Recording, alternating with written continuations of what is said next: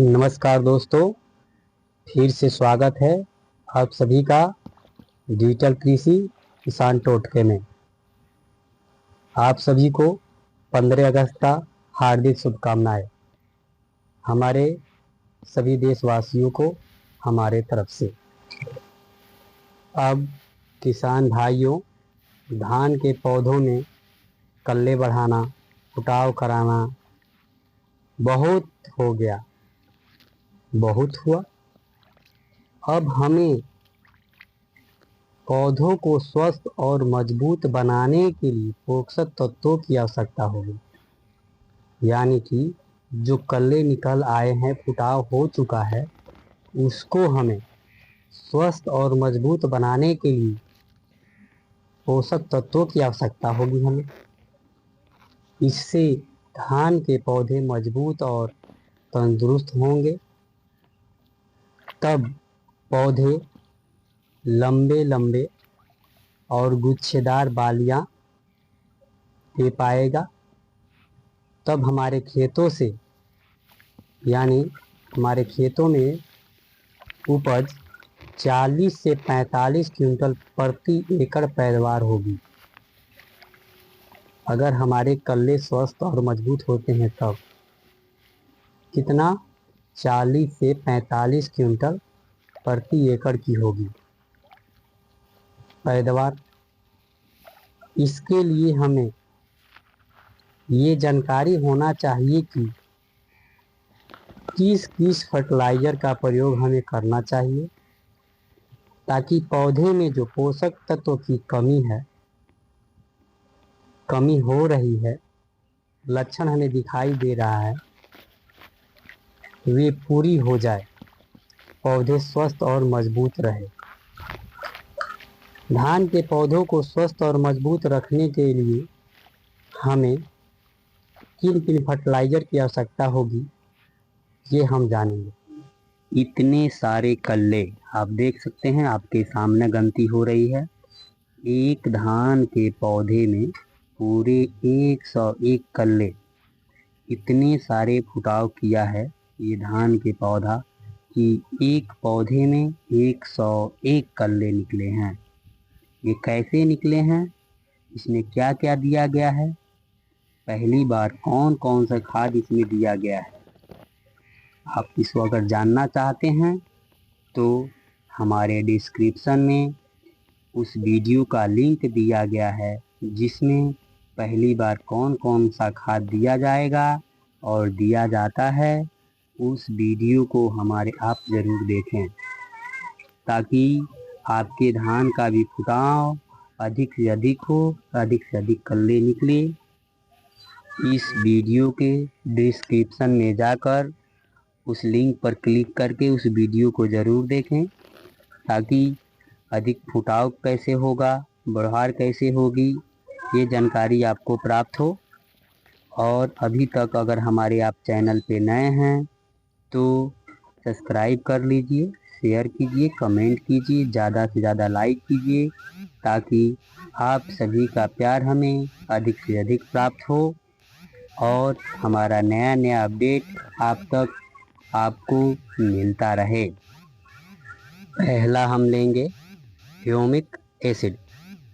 Humic acid रासायनिक रूप से मिट्टी के स्थितीकरण गुणों को बदलता है, जैसे कि एसिड और क्षारीय मिट्टी दोनों को तटस्थ करता है, मिट्टी के पीएच मान को नियंत्रित करता है और पौधों द्वारा पोषक तत्व और पानी में सुधार एवं अनुकूलन करता है। मिट्टी के बफरिंग गुणों को भी बढ़ाता है, जिससे धान के पौधों को अधिक पोषक तत्व प्राप्त होता है। इसलिए पौधे अधिक से अधिक फुटाव करता है, कल्ले ज़्यादा से ज़्यादा निकलता है। ह्यूमिक एसिड मिट्टी की संरचना और जल धारण क्षमता में सुधार करता है, जिससे पौधे के लिए बेहतर विकास की स्थिति बनती है और पौधों द्वारा पोषक तत्वों को अधिक कुशलता से अवशोषित किया जा सके।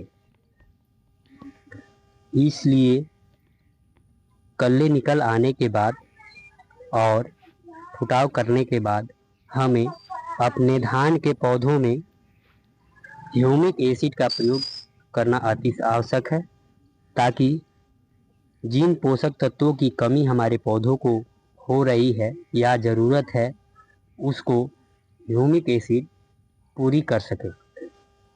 धान के पौधों में जो पोषक तत्व की कमियां हैं या कमी हो रही है उसे ह्यूमिक एसिड पूरा कर सके, इसलिए हम अपने खेतों में ह्यूमिक एसिड का प्रयोग करेंगे, ताकि हमारा जो कल्ले हैं, फुटाव है, अधिक से अधिक किया है, उसको मजबूत और स्वस्थ बनाए रखे। ह्यूमिक एसिड की मात्रा होगी 1 kg प्रति एकड़ की दर से। जो फर्टिलाइज़र हम अपने खेतों में इस समय डालेंगे 40 से 50 दिन बाद, उसी में 1 kg प्रति एकड़ की दर से मिलाकर ह्यूमिक एसिड को भी देंगे, ताकि हमारे धान के पौधे स्वस्थ और मजबूत बने रहें। और दूसरा हम लेंगे यूरिया। यूरिया हम लेंगे 40 से 50 kg प्रति एकड़ की दर से, जो नाइट्रोजन को हमारे पौधों को प्रदान करेगा। नाइट्रोजन पौधों की वनस्पति वृद्धि, पत्तों और तनों के विकास के लिए आवश्यक होता है, जो हमारे पौधों को नाइट्रोजन प्रदान करता है। दूसरा हम लेंगे फास्फोरस या DAP, जो जड़ों के विकास, फूल और फलों के उत्पादन के लिए महत्वपूर्ण होता है और हमारे धान के पौधों को अनेक प्रकार के पोषक तत्वों को प्रदान करता है, जिससे हमारे धान के पौधे मजबूत और स्वस्थ रहते हैं, उसके कल्लों को सुरक्षित रखता है। और चौथा हम लेंगे पोटेशियम यानी पोटाश, जो धान के पौधों को रोगों और सूखे से लड़ने में मदद करता है और उपज को बढ़ाता है, अनेक प्रकार के रोगों को दूर करता है, सुरक्षित रखता है और उसे अधिक उपज देने में मदद करता है, फुटाव कराने में मदद करता है, कल्ले निकलने में भी मदद करता है और उसको सुरक्षित भी रखता है। इसलिए हम चौथा में पोटाश का इस्तेमाल करेंगे। इन चारों को मिलाकर हम अपने खेतों में डालेंगे। पहला ह्यूमिक एसिड, दूसरा यूरिया, तीसरा DAP, चौथा पोटाश। इसको आपस में मिक्स करके और अपने धानों में डालेंगे। इसके अलावा कुछ सावधानियां भी हमें बरतनी चाहिए। अपने खेतों में खरपतवार से बचाने के लिए रासायनिक खरपतवार नाशकों का प्रयोग करें और धान के पौधों में लगने वाले कीटों, अनेक प्रकार के रोगों से बचाने के लिए कीटनाशकों का प्रयोग करना चाहिए। लेकिन कीटनाशकों का प्रयोग करने से पहले यह पहचानना बहुत ही ज़रूरी है कि आपके धान के पौधों और खेतों में कौन सा कीट या रोग मौजूद है, या कौन सा रोग आपके धान के पौधों पर प्रभाव डाल रहा है, क्योंकि विभिन्न कीटों और रोगों के लिए अलग अलग कीटनाशकों का आवश्यकता होती है। कीटों या रोगों का पहचान करने के बाद सही कीटनाशक का चयन करें और कीटनाशकों का छिड़काव सही समय पर करना बहुत ही ज़रूरी है। छिड़काव सही मात्रा में होना चाहिए और छिड़काव सुबह या शाम में करनी चाहिए, जब तापमान कम हो और हवा शांत हो, उस समय छिड़काव करना चाहिए। ये सावधानियाँ आप सभी, हम सभी किसान भाइयों को बरतनी चाहिए, ताकि हमें या हमारे धान के पौधों को कोई नुकसान किसी प्रकार का ना पहुँचे। इस प्रकार अपने धान के पौधे में निकले हुए कल्ले को सुरक्षित और मजबूत बनाए रखने से हमारे धान के पौधे अधिक से अधिक उपज करेंगे, अधिक से अधिक पैदावार करेगा।